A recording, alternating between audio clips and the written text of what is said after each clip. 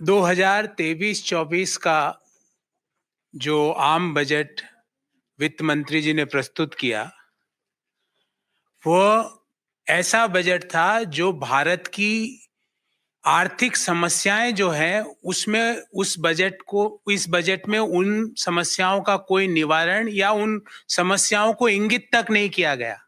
आप सब लोगों को जान के ताज्जुब होगा कि पूरे बजट में बेरोजगारी, गरीबी, आर्थिक असमानता शब्द का प्रयोग तक नहीं किया गया।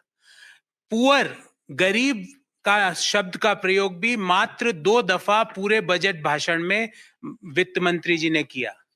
इससे यह समझ में आ जाता है कि ये आम बजट किसके लिए बनाया गया था और इसका फोकस कौन था। सबसे पहले हम कुछ नंबर्स की बात करेंगे।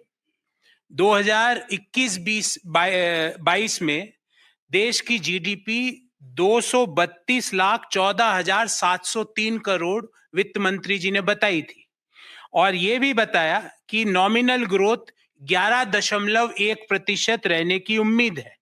उसके अनुसार 22-23 की जीडीपी 258 लाख करोड़ रुपया होनी चाहिए थी, पर 2021-22 की जीडीपी को फिर रिवाइज किया गया।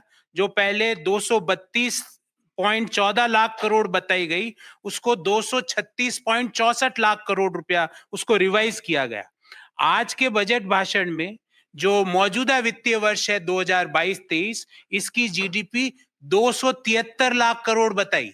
अर्थात अगर हम इसका विश्लेषण करें तो नॉमिनल जीडीपी में ग्रोथ होता है 15.4%।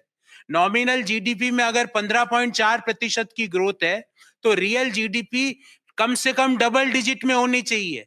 वित्त मंत्री जी और आर्थिक सर्वेक्षण में इसको 7% पर बताया गया। क्या सरकार बताएगी कि ये 7% ही क्यों है? क्योंकि जो आपके बजट के जो नॉमिनल जीडीपी के नंबर्स हैं वो तो कुछ और ही व्याख्या कर रहे हैं।